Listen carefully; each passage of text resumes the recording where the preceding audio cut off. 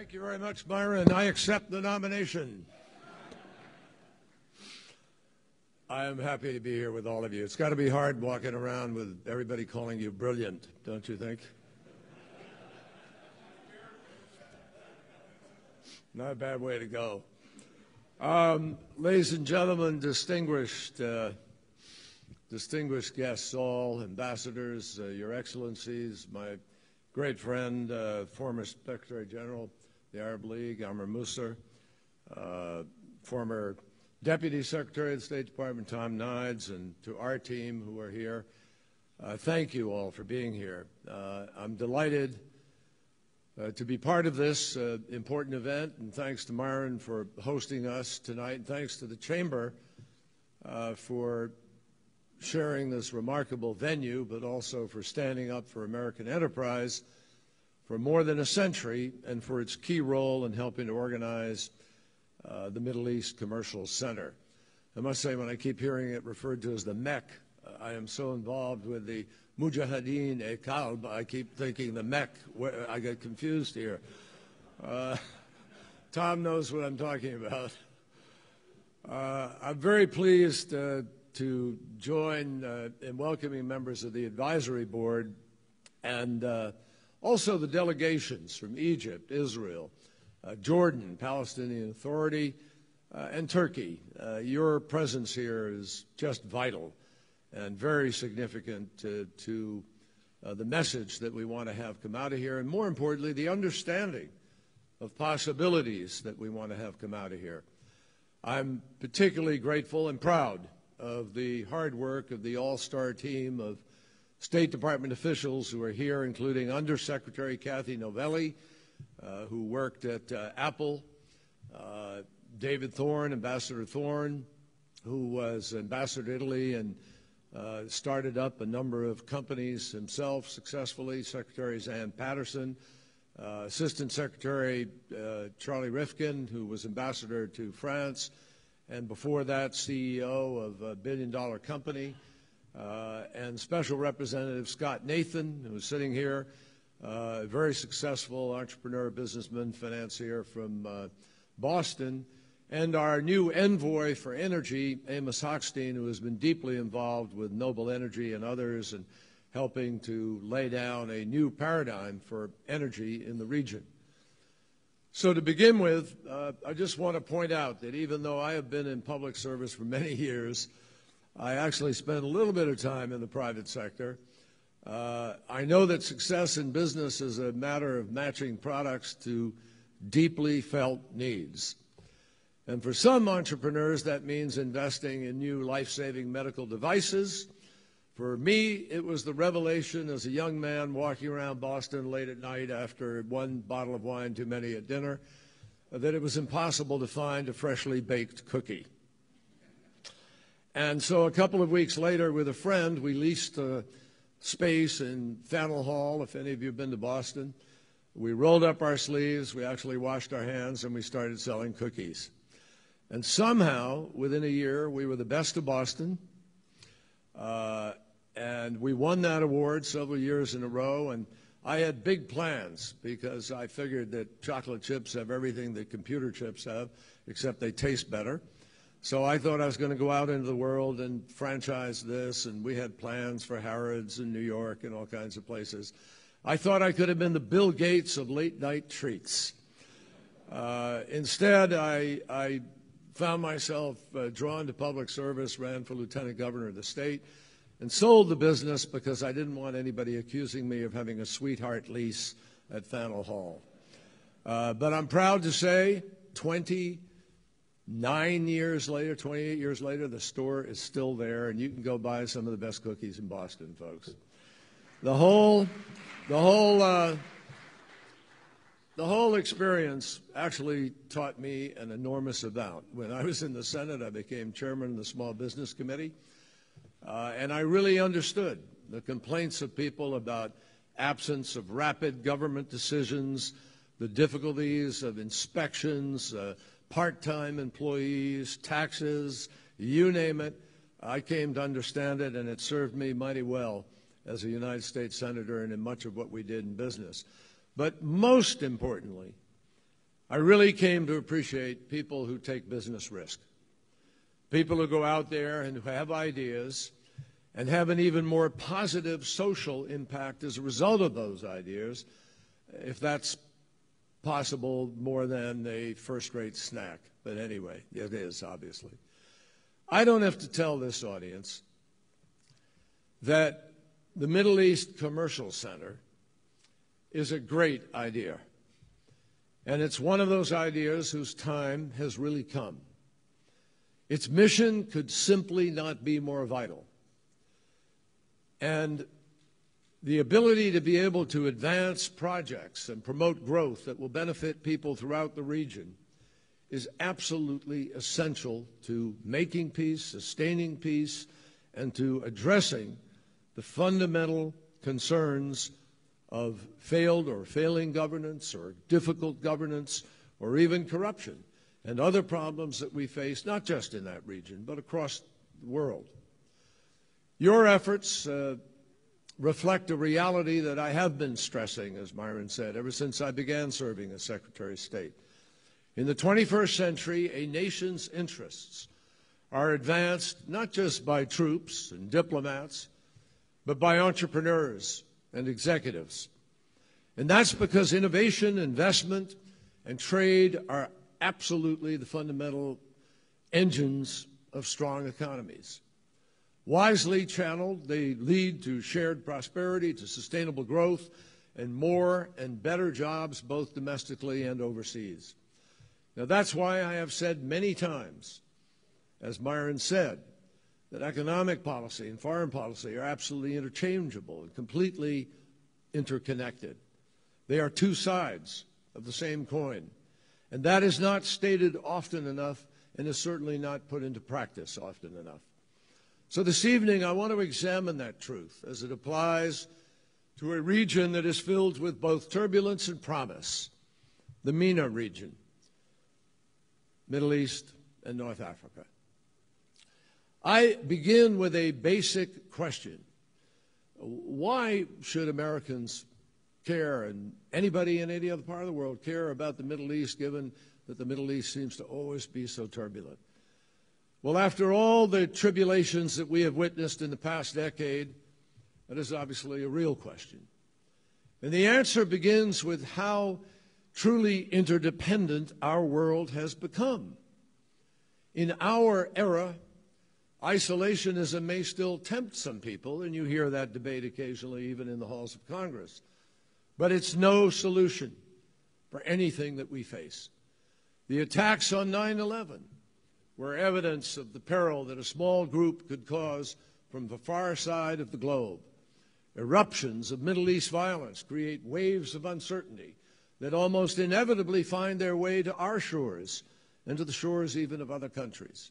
And particularly now in this age of Daesh, in this age of terrorism that offers nothing but mayhem, murder, disorder, chaos. In this age, we understand how these ripples threaten our prosperity as we see young, misguided folks somehow find themselves drawn to conflict by false promises and false representation. And so we see Australians, Americans, Germans, Dutch, British, French, people from all around the world drawn to fight in a place called Syria. These ripples threaten our prosperity, and we may not be as dependent on Middle East petroleum now as we used to be, but I got news for you. The energy market is still global, and we have seen damaging price spikes before, and none of us want to go back to the days of gas lines and sudden shortages that divide nations into those who have oil and those who don't. Our economic stake in the Middle East extends beyond oil. We have an interest in helping new businesses so that companies in the region will sign contracts with American firms. Sure, we do. And every other country seeks the same thing. And yes, we will benefit if a broader and more prosperous middle class develops that grows into a major market for U.S. services and goods. But another reason we care about the Middle East, that it is where some of America's best friends live. including our ally Israel and many Arab states that have stood with us through periods of extraordinary strain. These relationships, all of them, make us safer, enabling us to respond more effectively to security risks such as terrorism, aggression, proliferation, organized crime. And when we help our friends to become stronger, believe me, we become stronger ourselves. And that strength matters because the dangers raging in the Middle East are not easy to contain. And that's why Democratic and Republican administrations alike have worked so hard to reduce tensions between Israel and the Palestinians. It's why President Obama has declared that Iran will not be allowed to build or acquire a nuclear weapon. It's why the United States is endeavoring to empower the center against the extremes in Syria. It's why we've been the leading contributor to humanitarian relief in Turkey, Lebanon, and Jordan, and other countries where refugees have fled. Now, nearly 3/4 of the population of Syria, either in Lebanon, in Turkey, in Jordan, or displaced in Syria itself. 3/4. And it's why America has joined with more than 6 other governments in a coalition to degrade and defeat the terrorist network that calls itself the Islamic State, ISIL, but which has no relationship to a state and certainly no right to assume any title of Islamism under any notion of that religion. It is called Daesh in the Arab world, and it's a name I prefer because it carries with it certain connotations that properly describe it. In Brussels last week, I attended the first ministerial-level meeting of the anti-ISIL coalition. And I can tell you it was an impressive group that gathered, with Arab and Muslim countries playing a dynamic leadership role. 2.5 months ago, that coalition didn't exist. It has come together in a short span of time, and already it has stopped the momentum of ISIL. It has required them to change their communications, to not travel in convoys, to alter their behavior, to lose many of their assets, including funding and other fixed assets. And we see a coalition that is now pushing ISIL hard on the ground, from the air, in its finances, and by exposing the absurdity of its religious claims. But the fight against violent extremism in the Middle East can and will only truly be won if there are clear and appealing alternatives. Without a credible vision of a widely shared prosperity and of social justice, any victories that we achieve with respect to Daesh directly will be short-lived. So even as we and our partners strive to defeat Daesh, we have to also pursue a future for the Middle East in which the architects of economic freedom and growth hold sway, in which they define the future. That's you. I can tell you that we should approach this task with confidence. It is true that there are many serious challenges in the Middle East, as I've described, but this part of the world is also richly blessed with unbelievable, untapped commercial opportunities. Why else would, in fact, so many American companies have established a presence there? Because they see that. They see the possibility of that future. We did a study before we started the Palestinian Economic Initiative with McKinsey Company.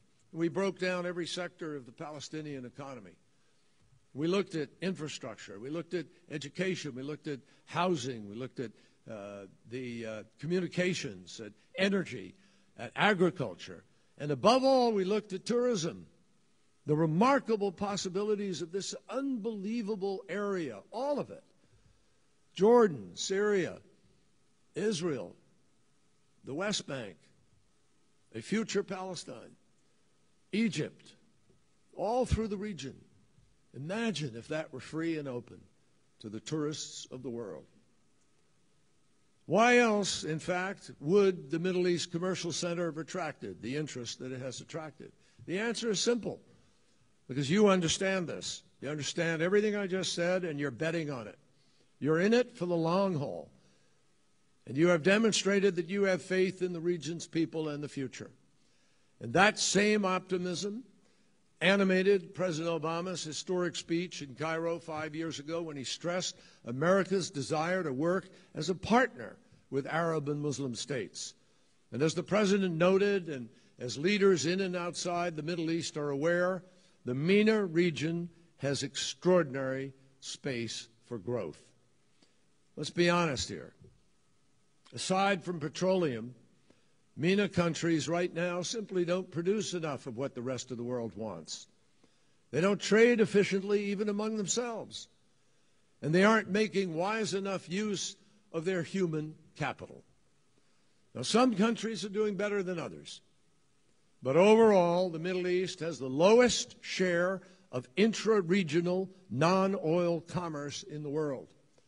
Across the Maghreb, the relative absence of integrated markets costs the economy 2 to 3% of GDP growth a year. Youth unemployment is above 25%, and only about 1 woman in 4 participates in the economy. These shortfalls would be disturbing at any time, but they are particularly harmful now when countries from Morocco to the Caspian have large populations of young people who are ambitious, educated, hopeful, aspiring, linked by technology, and eager to start careers, but who often lack any real chance to do so. That's the germinator of frustration, folks. The result is the social equivalent of a bottle full of carbonated water just being shook and then opened. Consider the young man or woman with a master's degree who finds no more lucrative position than to drive a taxi, the college graduate who cleans bathrooms, the high school dropout who can't get a job at all, the hundreds of thousands of people, skilled or unskilled, compelled to leave their home countries each year in pursuit of a paycheck. It's not enough if the region creates a new job every minute when a new applicant for that job appears every 30 seconds. In the United States, the average age is 35. In the Middle East and in North Africa, it's less than 21. The region's future depends on the choices that these young people are going to make. And the choices they get to make depend on a lot of you here in this room. So who are they going to listen to? Who are they going to turn to for inspiration? Whose ideas will command their loyalty? Individually, each one of these young people is a story that will end either in frustration or opportunity. And collectively, they present a profound challenge, because the outcome of that race between frustration and opportunity will do a huge amount to shape tomorrow's Middle East. There is no single way to win this race. Success depends on many fronts. Regional leaders have to improve the climate for private sector investment. Business people have to take advantage of every opening while giving back to the communities in which they operate. Civil society has a duty to voice new ideas and advocate for reform. And the international community, including the United States of America, can help by giving a hand up to the region's builders and healers.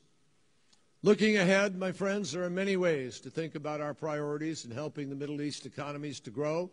But tonight I ask you to just consider an agenda of opportunity in 4 quick parts. Let's begin with the foundation of a thriving economy: education.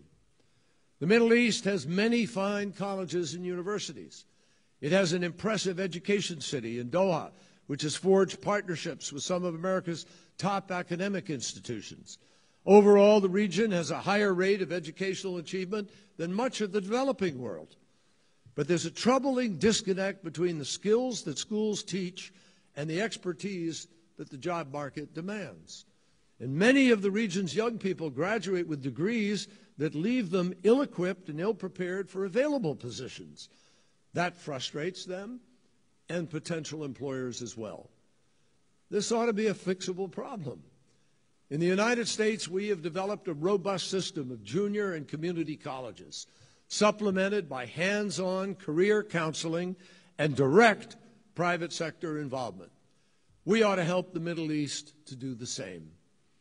The State Department is already working closely with a group of locally run nonprofits who are focused on precisely this challenge of matching jobs to skills. Each year, Education for Employment reaches thousands of young people by helping, example, a young Egyptian woman to learn English so that she could pursue a career as a journalist, or teaching a man raised in the Moroccan desert the basics of computer science so he could become the manager of a technology firm in Casablanca.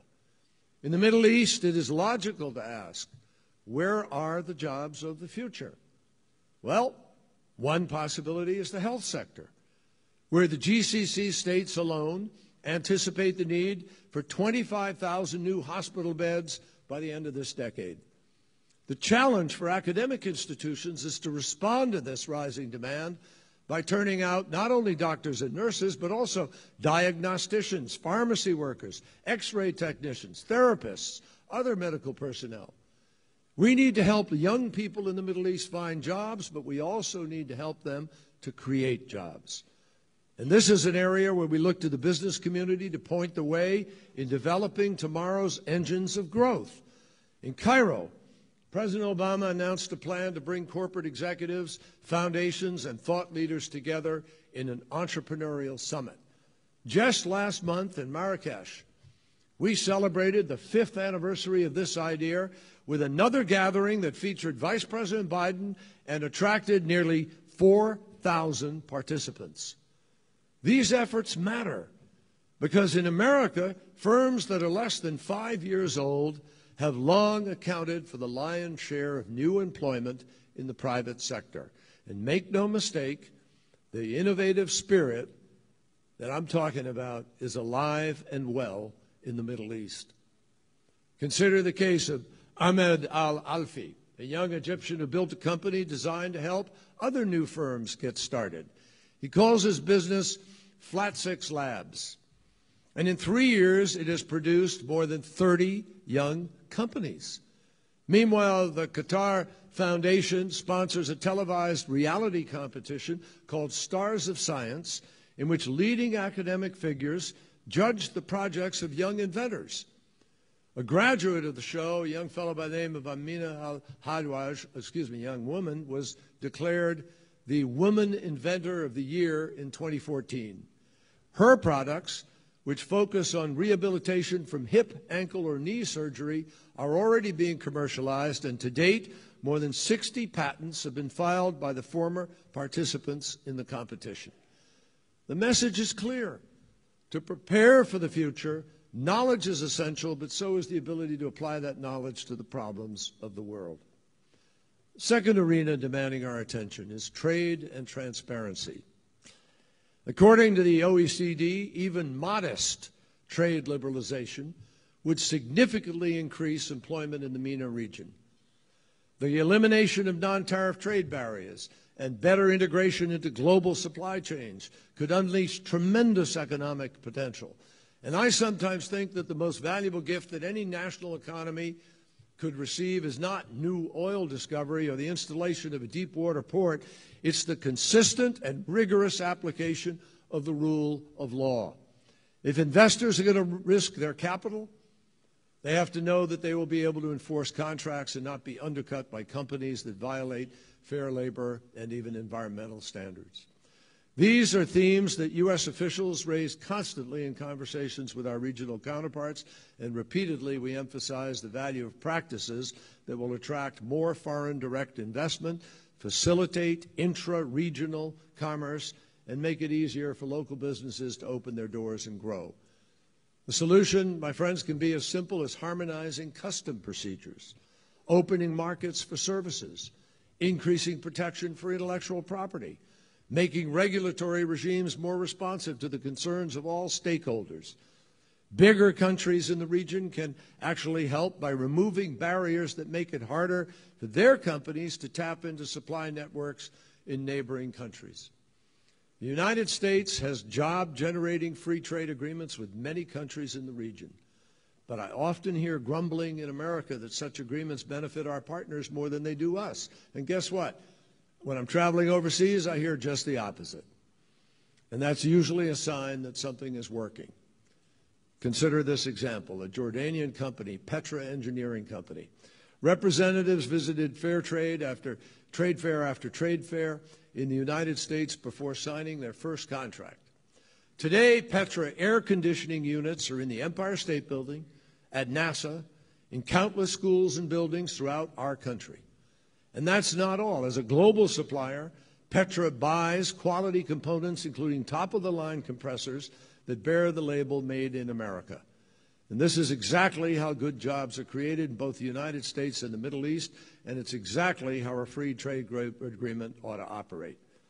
Within the region, preferential trade pacts are now in place, and they've created a framework for economic reform that has led to some positive steps. Let me give you an example. The Arab League has reduced tariffs among member countries. The GCC has established a standardization office in Riyadh. Egypt has begun to reduce energy subsidies. So the movement is in the right direction. The problem is the pace. If Middle Eastern commerce is going to become the economic driver that it ought to be, governments have to start to act with urgency, not settle for half measures or wait for the next country to go first. Third priority is better infrastructure, an area where the Chamber and the U.S. private sector have long been engaged. All the way back in the 1950s, Exim-backed loans were made possible the first electric power stations in Riyadh and Jeddah. In the time since, many leading American businesses have helped to build roads, ports, gas pipelines, and LNG facilities. In September, the U.S. firm Noble Energy signed a letter of intent with Jordan's National Electric Power Company to bring Israeli offshore gas to the kingdom, and another U.S. company is helping to modernize the management of Jordan's trucking industry. GE has brought U.S. technology to bear on Algeria's outmoded power grid, and OPIC, among many other projects, is dividing political risk insurance to help Iraqi farmers gain access to more modern irrigation equipment. But as the participants in the Middle East Commercial Center are aware, infrastructure in the 21st century means a lot more than just bricks and concrete. Just last month, the center held a technology forum in Istanbul, which launched a plan to expand the capacity of the information and business possibilities throughout the region. In our era, an open internet, access to broadband, free flows of data are essential to competitiveness. And the Middle East, with its young population, is poised to take full advantage of the information revolution. Governments have to support that, folks, not stand in the way. And despite all this activity, there remain many opportunities to further improve the region's infrastructure and thereby create good jobs. And one way to do that is by responding to the Middle East's burgeoning appetite for renewable sources of power. I know, you're saying, whoa, renewable sources of power, that's sort of like introducing green technology in the Middle East is a little bit like bringing coals to Newcastle. But no, it might have been the case decades ago, but not true today. The future will absolutely demand sustainable infrastructure. And that's why every country in the region is already home to at least one renewable project. The UAE alone has pledged to cut carbon emissions by 30%. Next year in Paris, we're going to have a major meeting in which countries all around the world would be asked to take part in this effort. And I understand that the UAE aims to attract about $100 billion in investments by the end of the decade. Ambassador Thorne recently returned from Egypt, where he led the largest trade delegation in the history of the Chamber of Commerce. And Egypt has many infrastructure needs, but it too is going ahead with plans to increase solar and wind components of its energy mix. More and more leaders are realizing that the old combination of fossil fuels and extensive power subsidies no longer cuts it, even in a country as oil-rich as Saudi Arabia. According to some estimates, if the kingdom's peak power demand continues to increase at present rates, it could become a net importer of petroleum by the end of the next decade. In response, the Saudis are planning their own $100 billion investment in solar energy.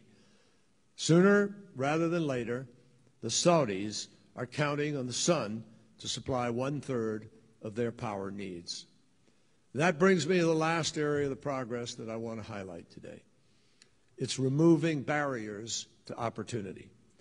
There are many such barriers, but some are sturdy and tougher to bring down than others. Some are already coming down. For example, the UAE is preparing to liberalize its law on the regulation of foreign companies and thereby make it easier to start a business. Abu Dhabi has published new rules for arbitration. Jordan has enacted public-private partnership investment laws that are in line with global standards. Tunisia is modernizing its procurement statutes to streamline the bidding process. Especially in the GCC countries, the enforcement of intellectual property rights is improving. And this trend toward full compliance with international standards, it's good, but it's not yet good enough. Most economies are still too centralized and private sector opportunities too narrow. This has to change if job creation is to accelerate, as I think everybody here understands it must. Especially for small and medium-sized companies, no barrier is more basic than a lack of capital. And that is why the Obama administration has given a high priority through OPIC to supporting private sector investment. Today, OPIC is providing more than $1.5 billion in financing and in insurance to the MENA region. And we hope to be able to do more. This is helping to support a major credit facility in the West Bank, which has made now more than 750 loans. And similar institutions, also aimed at small and medium-sized businesses, are planned for Egypt and for Jordan. Another barrier to opportunity in the MENA region, as it is elsewhere in the world, is corruption. Nothing is more demoralizing to any citizen than the belief that the system is rigged against them and that people in positions of authority are, to use the diplomatic term, crooks. Of course, some corruption is present almost everywhere. We know this. It's a problem. It's a global problem. And we have our own prosecutorial system. I used to be a prosecutor, and we know the challenge of people who abuse Wall Street rules or other rules, and we strive continually to try to make our system accountable, and the same has to be true elsewhere. Some countries in the Middle East, including Qatar, the UAE, Bahrain, and Oman, are rated favorably by watchdog groups. But corruption remains a problem. We all know this because bribery is an opportunity destroyer. It makes honest investors flee and every business more expensive to operate. Corruption costs the global economy $1 trillion a year, and it's everybody's responsibility to expose it, to stop it, to prosecute it, and to replace it with high ethical standards. No barrier to opportunity in the Middle East is, however, more readily measurable than discrimination against women. I've said frequently, no team can win with half of its players on the bench. It doesn't work. Women participate in the workplace in the region at only half the rate found in other parts of the world. In some MENA countries, the unemployment percentage for women is 3 to 8 times as high as for men. And the result is an immense loss of productivity because when women do join the workforce, GDP goes up and it goes up fast. Now, frankly, there are a lot of ways to empower women without coming into conflict with cultural and religious norms. But those ways are not found unless they are first sought. There's no logical reason why a woman in one Arab country is forbidden to do one thing or another, while in another Arab country, a woman might be encouraged to fly an Air Force combat mission as part of the coalition in ISIL. So I find it heartening that Saudi Arabia is committed to doubling the number of women in its workforce over the next few years. And finally, perhaps the ultimate barrier to opportunity is the absence of peace.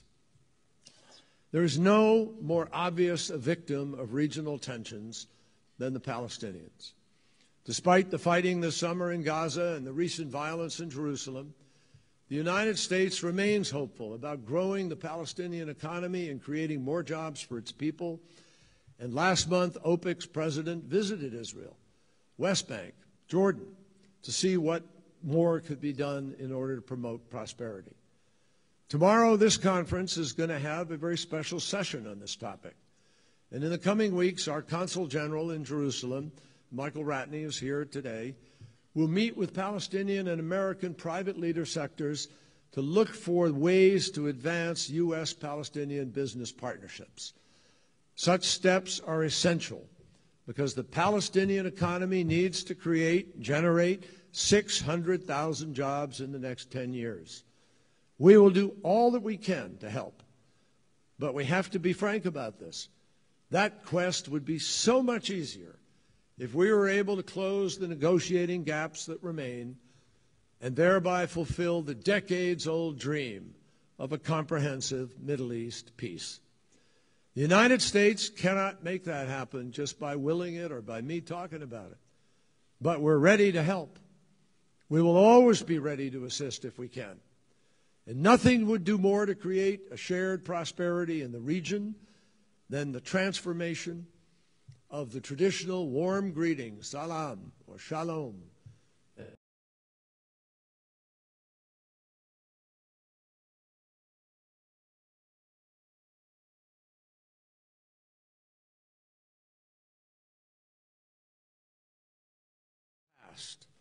people who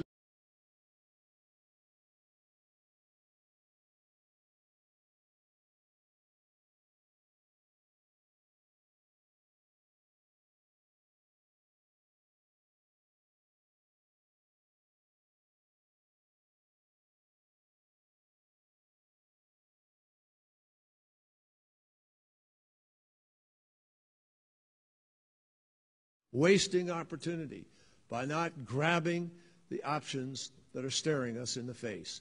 Power today in the world is rising from the bottom. We no longer live in the same hierarchical world we used to. We live in a world of networks and connections. Big transformations are underway. And the choice we face is not between change and the status quo, because that is actually already decided.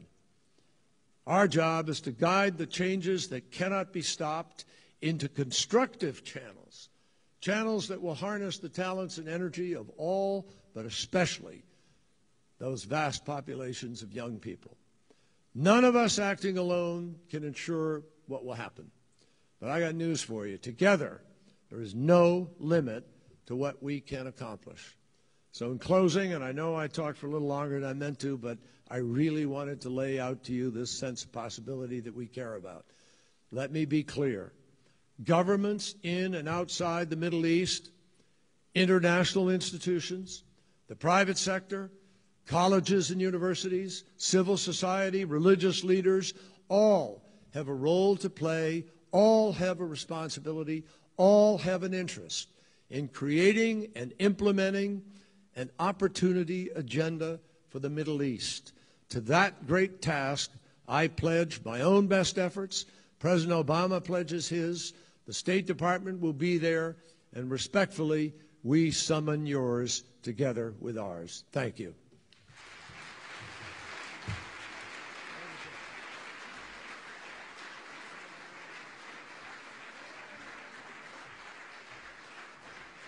So, Mr. Secretary, I don't know how good those cookies were, but I can tell you that we're better off that you did not create a cookie empire.